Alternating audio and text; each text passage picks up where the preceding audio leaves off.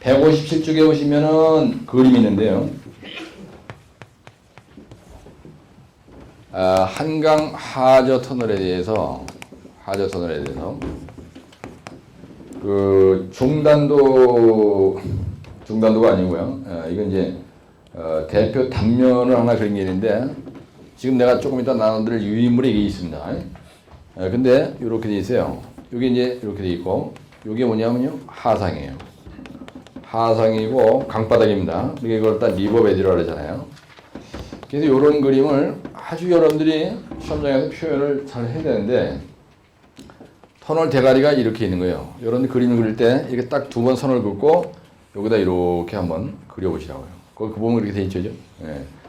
그 다음에 여기에서 스프링 라인이 이렇게 있고 여기도 스프링 라인이 이렇게 있는 거예요. 여기도 스프링 라인이 이렇게 있고요. 예. 그 다음에 중간에 5.1m 다이아가 하나 있어요. 그래서 그 선을 따다다다다다가 하다가 여기다 딱딱딱딱 이렇게 해서 선을 이렇게 하나 있고 그 다음에 여기에 다이아가 5.1m짜리가 하나 이렇게 있다. 요거 터널 다이아가 5.1m짜리가 하나 있고요. 근데 그 표시를 갖다가 얇게 이렇게 해가지고 그 밑구녕으로 통과가 되게 뭐 이런 식으로 이런 그림이 하나 있어요. 이 터널 다이아가 뭐 이런 식으로 되어 있죠. 뭐 유물을 나눠드리라는 거다. 두 장 나눠드렸어? 이렇게 되어 있다는 거예요. 네? 그래서 이게 수심이 몇 메다라는 거예요? 수심이 몇 메다라고 되어 있어요? 네? 4m라고 되어 있죠? 이게 잘못되네. 이렇게 되어 있으면 이게 두 번 들어가야 되겠네, 이렇게. 그죠? 예. 그래가지고 이게 수심이죠. 맞나요? 예, 수심이 4m라고 되어 있고요. 그 다음에 토피가 15.6m에서 30m라고 되어 있나요? 15m에서 30m라고 되어 있죠. 예, 토피는 이제 변하니까, 예, 요 토피가 요 하상에서, 이게 하상이네. 이게 하상이고,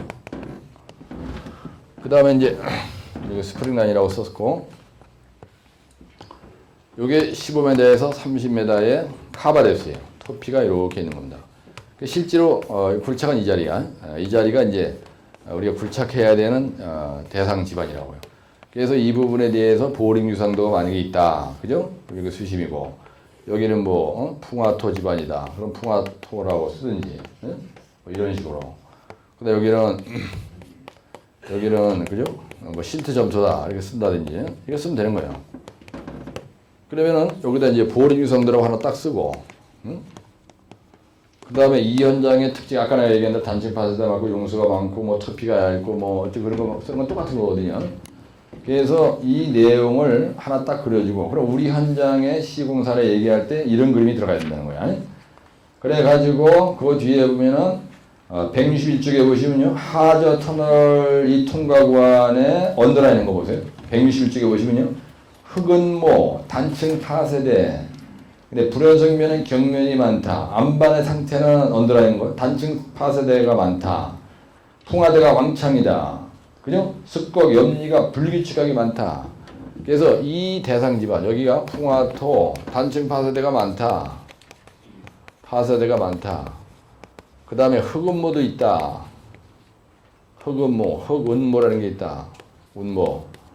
예, 그 다음에 불연성면은 불연성면이 많다. 여기 경면이 많다.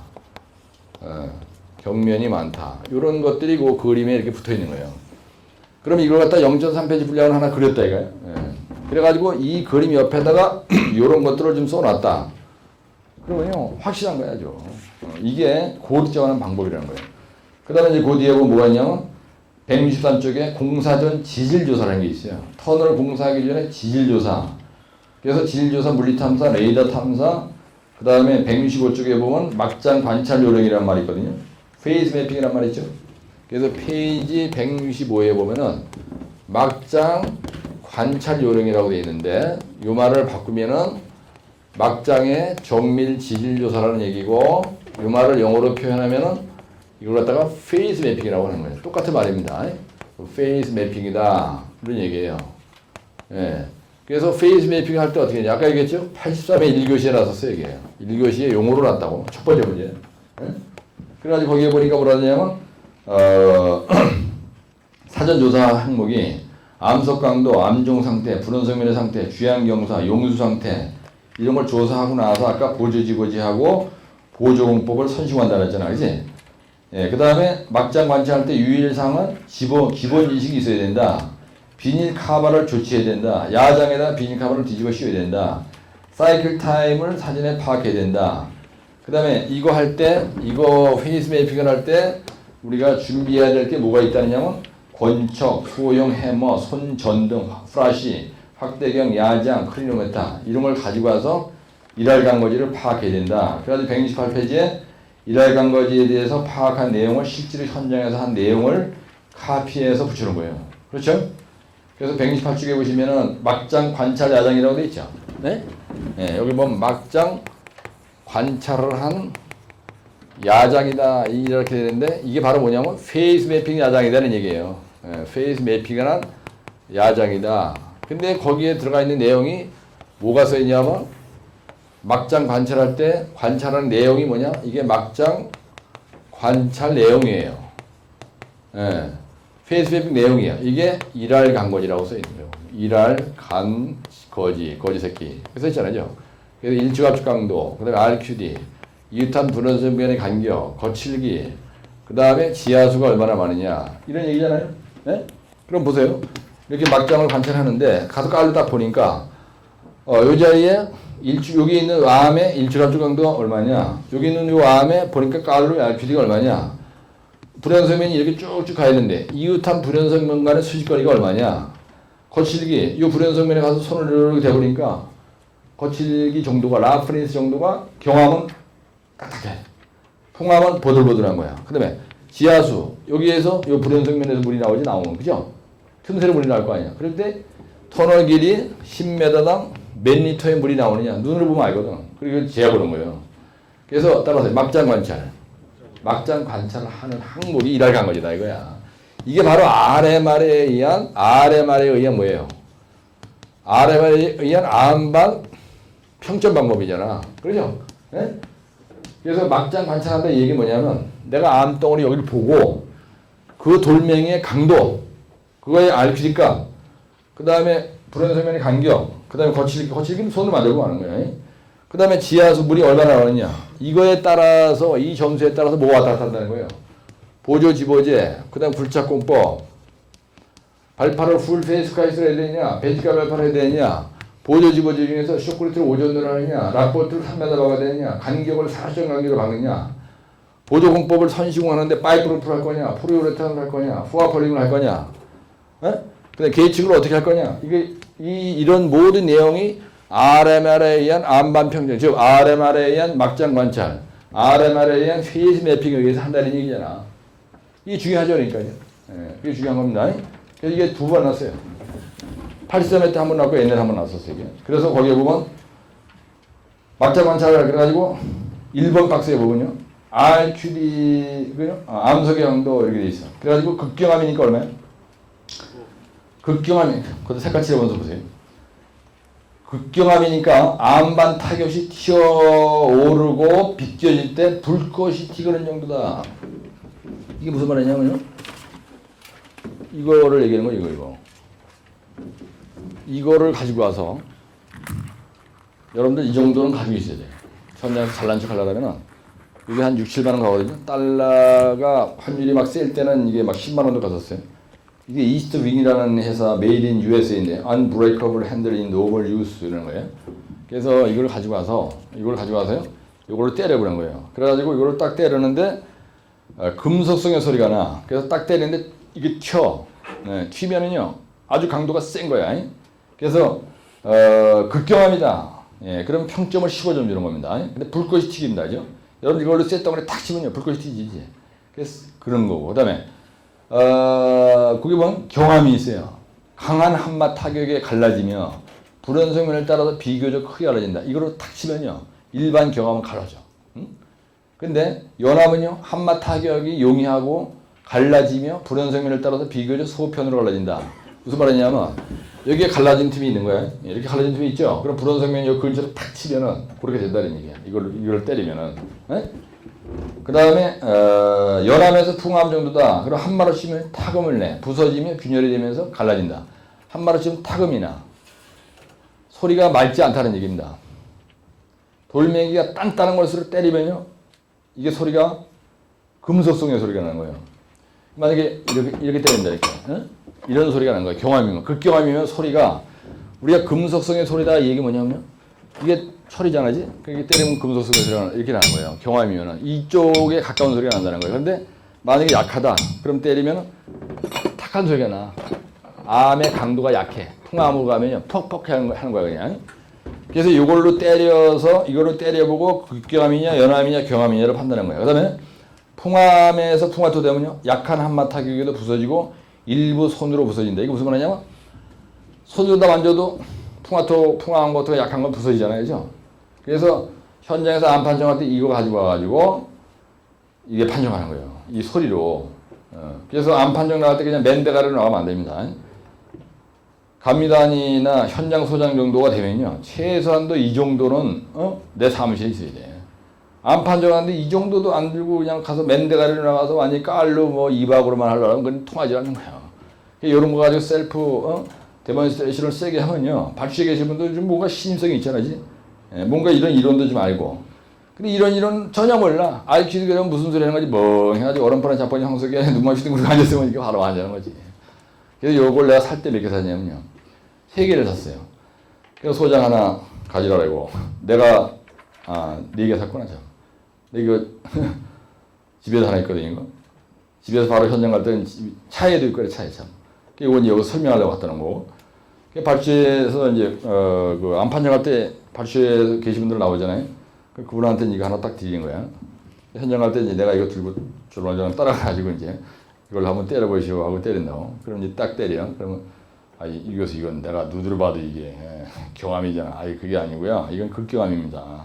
때려보세요. 뭐 이건 금속성의 소리가 나면 극경함이고, 얘기를 하는 거야.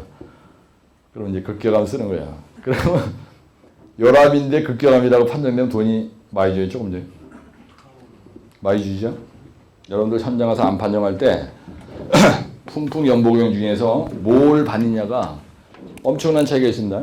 암 판정 받을 때 풍풍 연보경 중에서 여러분들 굴착 단가가 틀려요. 이 경암 같은 경우에는요, 팽창성 파쇄공포로 하면 1류배에 25,000원 막 30,000원이래. 근데 난장 발파로 하면 뭐 7,000-8,000원 되고요. 이거는요, 단가가 싸요. 이거는. 그래서 이거 7,000원이야, 이거는. 근데 이게 25,000원이에요. 근데 팽창성 파쇄를 하느냐, 그냥 일반 발파를 하느냐, 화약을 뭘 썼냐, 완전히 이 단가가 3배 이상 왔다 갔다 한다고요. 그럼 만약에 예를 들어서 다이아가 이렇게 있는데요. 요거 다이아가 만약에 5m야. 그럼 4분의 1m라고 생각해봐. 4분의 파이 D의 자선. 그러면 이 4분의 3.14 곱하기 다이아가 만약에 3이다. 그러면 3의 자성이에요. 그럼 9죠? 예. 그러면 다이아가 만약에 통신구선으로 3m다. 3m의 자성. 그런 게 9야. 그럼 9 곱하기 3. 그럼 27이죠? 27 나누기 4 하면 4, 9. 보통 한 9배 정도 되는 거예요. 그죠? 1m에 9m야. 그러면 만약에 이게 1000m다. 그러면 9,500이에요. 그죠? 그러니까 버럭량을 이렇게 계산하는 거예요, 대충. 9,500인데 사실은 이게 암이기 때문에 얼마죠? 토량 화상계수가 얼마 정도 곱합니까? 한 1.7배 곱합니까? 거의? 1.7배 되죠? 그럼 약 2배라고 봐. 그러면 18,500의 암버럭 사토양이 생기는 거예요. 그렇죠? 그래서 이걸 할 때 대충 이렇게 계산해도 거의 맞습니다, 이게. 여기다 1.5 내지 1.7 딱 곱하면은 이게 18,500라고. 근데 18,500인데 여러분들이 매 막장 1kg다 그러면 1000번 들어가야 돼요. 발파를 1000번 이상 해야 돼요. 1000번 더 해.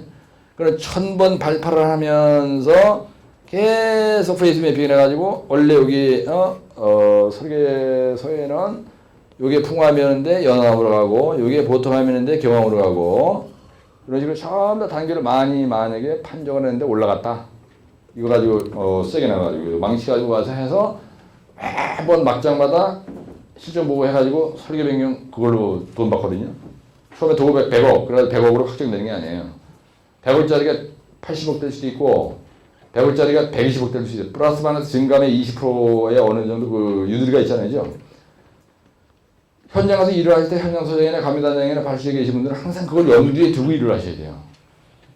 특히 소장은 완전히 돈을 목적으로 하는 거 아니야. 그렇지? 감리단장은 그게 아니에요. 감리단장은 어떻게든지 긁어내려가지고 잔소리 끌어모아서 설계 도면과 시방서대로 일을 하고 있는지 확인하는 사람이지. 발주의 장도 마찬가지예요. 그러니까 소장이 똘똘해야 돼요, 현장에서는. 소장이 왕이라고. 근데 소장님한테 항상 그런 얘기하거든요. 현장에서 소장이 최고다. 발주에 계신 업무 연락 담당관이나 유지업은 사실은 완전히 그냥 꺼적대기지. 소장이 이 현장에서 주인이니까 내가 감리단장으로서 나와서 일을 하는 목적은 설계도면과 시방서에 일을 제대로 되는지 확인하는 첫 번째 의무가 있고, 두 번째는 극동건설에 나온 소장님 당신이 이 터널 1km를 뚫으면서 회사 부도 내고 국가 백년들을 위해서 붕괴되는 일이 없고 하도록 하기 위해서 나는 옆에서 도와주는 사람이지, 내가 와서 잔소리하고 끌어내리는 사람으로 착각하면 당신이 안 되니까 내가 얘기하는 걸 항상 진실하게 받아들이고 소신껏 국가 백년들을 위해서 세게 나가자, 화이팅 할 때 한번 세게 하고 그렇게 얘기하는 거예요. 그럼 소장님 따라주신다고. 그러니까 시공회사가 망하게 하면 안 돼. 감리단장은 내가 볼 때는요, 절대로 시공회사가 망하도록 리드를 하면 안 된다니까. 그러니까 감리단장이 그런 정도의 파워를 가지고 일을 하려면 어떤 이런 전체를 알고 있어야지. 막장 가서 딱 보고 소장이 아니다, 이 사람 무슨 소리가 있어, PYF 수준으로 돼, 무너지면 당신 책임질 거야? 당신은 문제가 안 돼. 발주 국장님이 대만 안양도도 한다니까. 현장 소장이나 감리단장이 유지해보기는 발주에 민폐를 끼치면 안 돼. 발주가 말이 발주처지 사실은 발주에 있는 팀장은 그 사람은 대통령이야. 대통령 대신해서 공무원 입장에서 일을 하는 거니까, 예산도 그러니까 그 사람이 반영하는 거 아니야. 그러니까 어떤 경우에도 국가 백년대를 위해서 기상 목표는 소장인 당신이 소신껏 일해야지. 내가 PYF 안 하면 무너진다는데 왜 아니라래. 비용이 마냥 하라는 해지. 어떤 그런 분위기를 이끌어나가면요, 감리단에 계신 분들이 일을 재밌게 할 수가 있어요. 근데 그거는 가슴 저리게 뭔가 확실하게 이해했을 때 그런 마인드도 생기고 그런 철학도 생기고 토킹 어바웃을 테크니컬 아이템에 대해서 얘기를 하더라도 맥히고 그래야 소장이 승질 안 내는 거예요. 근데 그렇지 않고 무식해서 단장이 그래서 잔소리만 맨날 끌어보. 그럼 소장이 뭐라 하냐면요, 이 단장 이제 씨발 뭐 말만 만큼은 해. 젖같아도 못했다. 뭐 일하는 거 지시부는 뭐 하루에 20장씩 그냥 막 미치겠다고 막 이런다고. 내가 단장할 때 지시부 20장 이하로 내려본 적이 없어요. 근데 소장이 초기 6개월은 힘들어하더라고. 근데 6개월이 딱 지나니까요, 단장님처럼 그렇게 해주니까 자기가 너무 편하고 너무 좋다는 거 아니야. 소장보다 내가 10배 챙겼거든요. 현장 나가서 담배꽁초 하나 죽어. 그날은 일 못해. 안전사다리 반생으로 제대로 안 주어있다. 내가 내려가는데 흔들거리고 불안감을 느꼈다. 그러면 전면 작업 중단이야. 안전지일. 그 다음에 동네 아줌마들이 와서 헛소리 하는 거 눈에 보이면 죽는 거예요. 절대로 민폐 끼치지 말아라. 그러니까 동네 아줌마 주민들이 엄청 막 그냥 협조해 주잖아요. 그래서 지금 제가 이런 말씀을 해드리자면, 일할 때 하드 터널에서는 돈이 됩니다, 여러분들. 우리가 토목에서 돈 되는 데가 어디냐면요, 콘크리트 구조물은 절대로 돈이 안 돼요. 이거는 아무리 돌간 작업해도 안 돼. 발파, 그 다음에 암 발파할 때 하고 백호로다가 토사골짝 할 때 돈 벌어야 돼요. 터널에서 만약에 발파할 때 돈 못 벌죠? 절대로 돈 못 벌어. 쇼크레트 돈 안 돼. 라이닝 공구리 치고 절대로 돈 안 됩니다. 하여튼 공구리 갖다 쑤셔놓는 거 일이 안 돼. 그래서 발파할 때 돈을 벌어야 돼요. 그래서 부점을 할 때 마이너스 된 거를 발파해서 조금 버는 걸로 보충해야 된다니까. 근데 여러분들 토공이라 그러죠, 이걸. 토공이 일 끝날 때 하는 거야? 처음에 시작할 때 하는 거예요? 시작할 때 하는 거예요. 그래서 공사 현장은요, 결판이 언제 나느냐? 공사 초기 6개월이라는 거예요. 그래서 소장이 뭘 낼래 해. 감리단장이 뭘 낼래 하고 전부 다 뭘 낼래 만약에. 그러면 공사 초기에 조지는 거예요. 공사 초기 6개월이 그 현장의 승부를 가져간다고. 그러니까 토공이 우리한테는 완전히 생명줄이에요. 토목 공사에서는. 어스웍이 아주 중요합니다. 그러니까 현장에 가면 절토, 발파, 성토, 절토, 그 다음에 요거. 터널에서 발파하는 문제. 발파 문제 많이 나잖아요, 요즘에. 이유가 거기 있는 거거든요. 그래서 기술사 자격증 따는 건 여러분들 중간에 포기만 안 하면 그건 다도는 탁상이고, 포기를 하니까 안 되는 거지. 1년 내에 되느냐, 1.5개월에 되느냐, 아니면 3개월에 되느냐, 뭐 대회 이영상처럼 박살내니까 3개월에 되는 사람도 있어요. 아주 적극적이고 막 센스 빠른 사람들은. 그러니까 중요한 건 뭐냐면 내가 2년 걸리고 3년 걸려도 확실하게 공부해가지고 실제로 현장 가서 시공회사에서 한 50살까지 소장하다가 나처럼 감리단에 가서 난 40살 시골에 사서 감리단으로 옮기게 45살에 옮겼거든요. 적당한 시기에 옮긴 겁니다. 너무 꼰대 때 옮겨도 좀 문제가 있고 가서 힘을 못 쓰는데 그래도 빨리 움직여서 재빠르게 뭐 자격증 딴 바람에 이렇게 됐지만 된 거예요. 그래서 공부할 때 내가 빨리 합격해야 되겠다. 어떤 이런 마인드보다는 내가 앞으로 70살까지 일을 해야 되니까 진짜 제대로 확실하게 공부해서 현장 가서 감리단장 했는데 여러분들 맨날 소장이나 발주에 계신 분들한테 질질 끌려다니는 그런 스타일로 일하면요. 아주 피곤합니다. 출근하는 것도 재수 없고요. 예? 아주 짜증나고 안 걸려. 그러면. 왜 그러니? 업무에 자신이 없으니까 그런 일이 생기는 거예요. 그래서 공부할 때 이런 어떤 분위기를 제대로 특강교재 같은 게 있으면 여러분들 나중에 합격하고 나서 이런 거 버리시면 안 돼요. 내가 가지고 있는 자료는 현장에서 실무에 그대로 적용되는 겁니다. 어떤 분들은요. 1차 합격하고 나서 2차 면접도 보기도 전에 자기 했던 걸 옆에 있는 직원을 다 남겨주고 면접 공부할 때 어느 책 거기에서 날 거니까 면접 꼭 잘 보시오. 그래 뭐라 하냐면요. 유 교수님 제가 옆에서 책 다 달라가지고요. 난 책 한 권도 없고 노트를 뭐가 있냐. 노트 정리한 거 다 줬다는 거야. 카피는 남겨놨냐. 안 남겨놨대. 그런 에? 그러면 안 되지. 자기가 공부한 거냐 누구 주면 안 됩니다. 이동화 실제도 그냥 시방서 규정이야 그게. 이것도 마찬가지고. 그래서 터널이 여러분들 말이죠. 터널은 저하고 공부 한 6개월 내지 1년, 1년 반 공부하잖아. 그러면 단장 바로 내보내도요. 전혀 문제가 없어요. 이 정도. 오늘 처음 들으신 분이야 좀 띵합니다. 처음 들을 때는 아무래도 재밌게 얘기해도. 그래서 168쪽 보시겠습니다. 이거 얘기 잠깐 시켰습니다.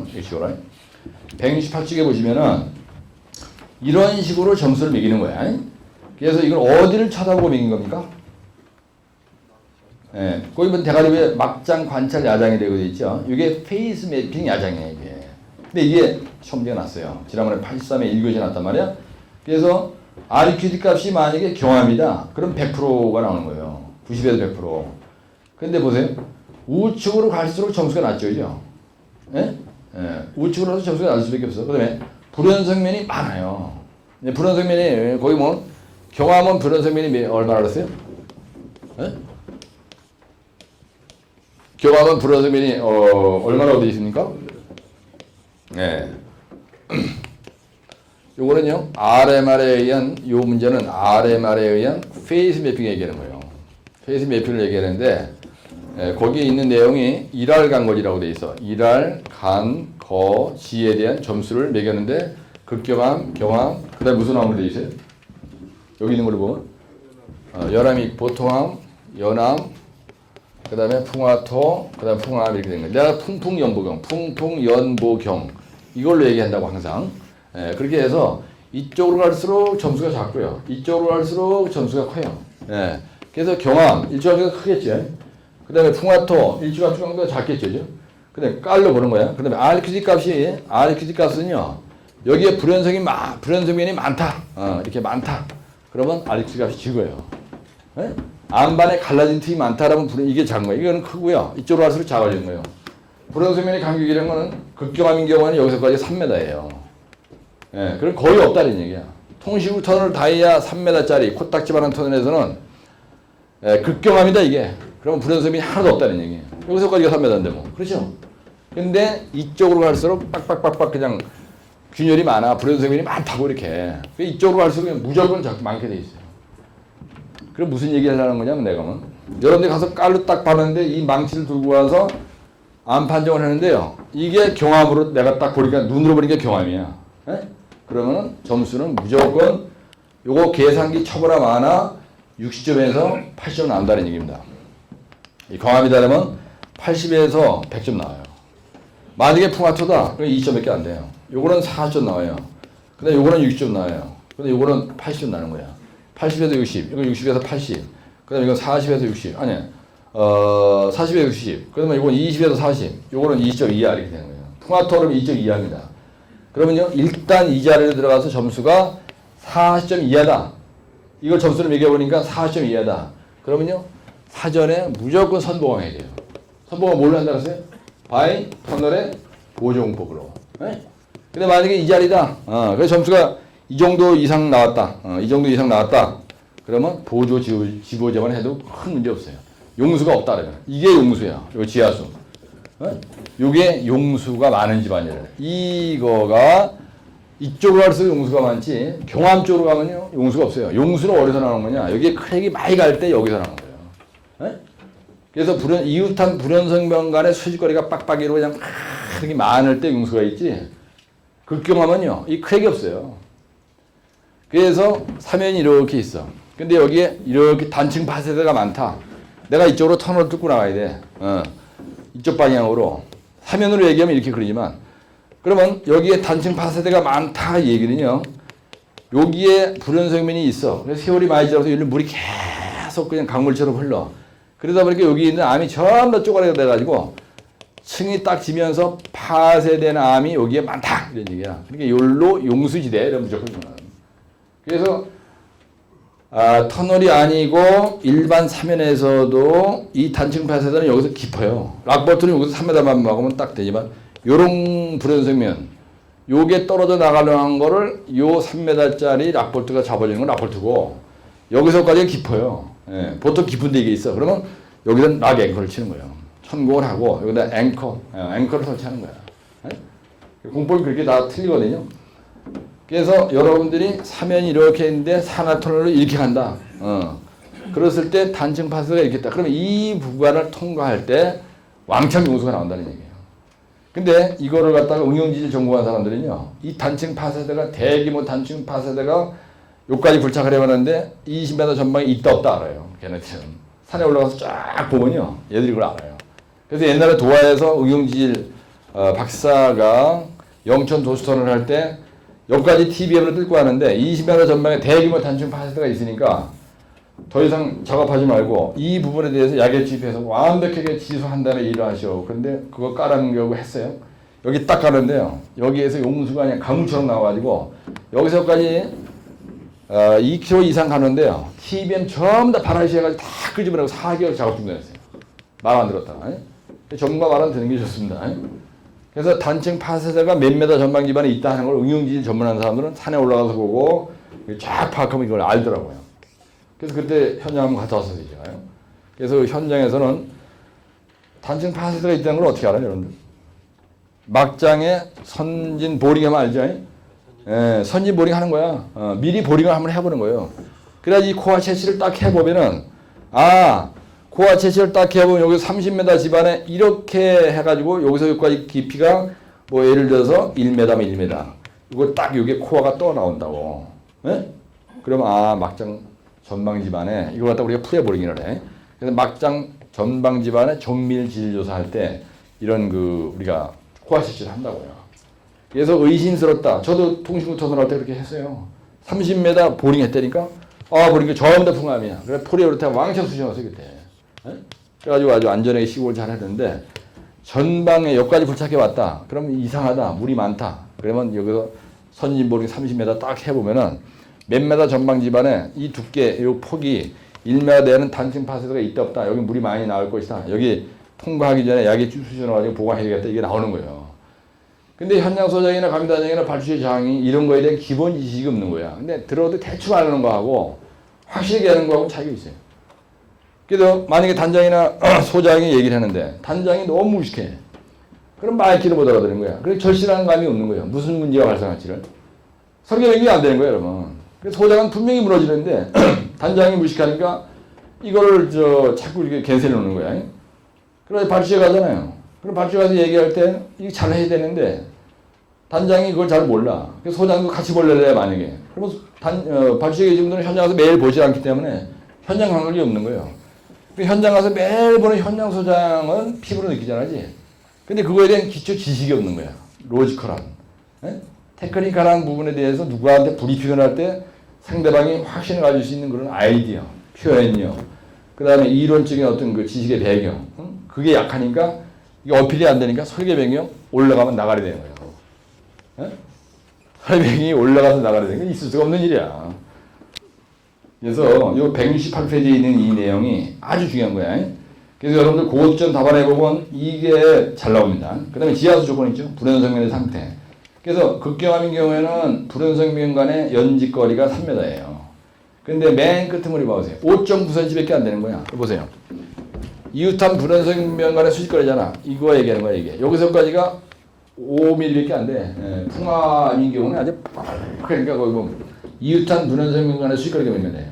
5.9cm잖아. 여기서까지가 5.9cm야. 근데 극경하면 여기서까지가 3m예요. 예? 3m. 3m가 없는 거야. 그럼 물 안 나와요.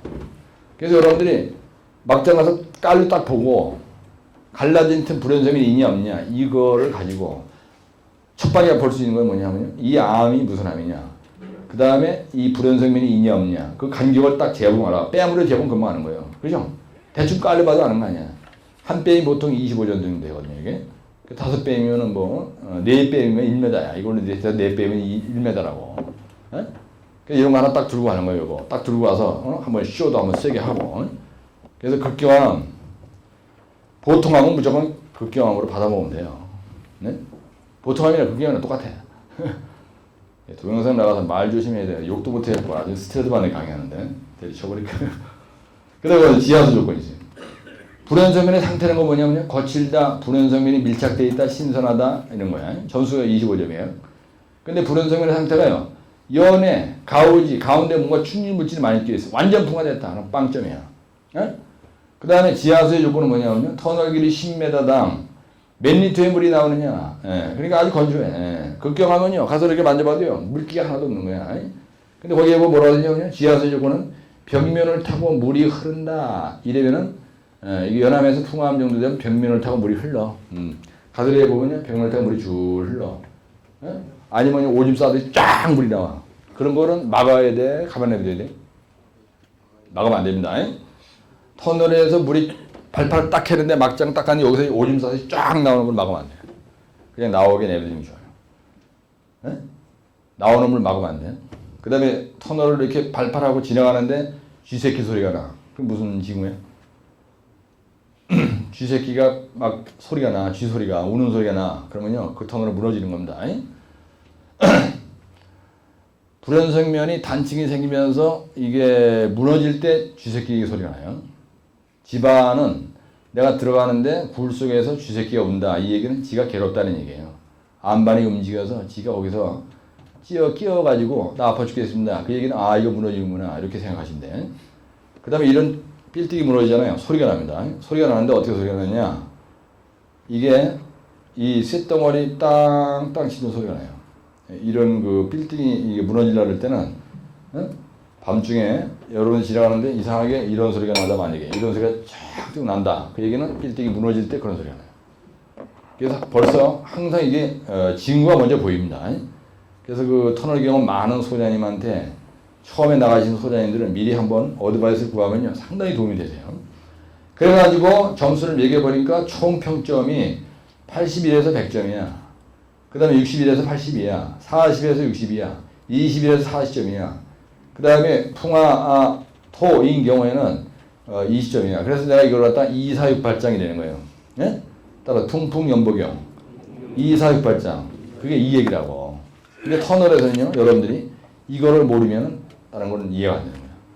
터널에서 RMR에 의한 페이스 맵이 무지하게 중요하고요. RMR 이래가지고 1교시 용어에서 잘 나옵니다, 이 문제가. 예, 그래서 이 말씀을 드렸고.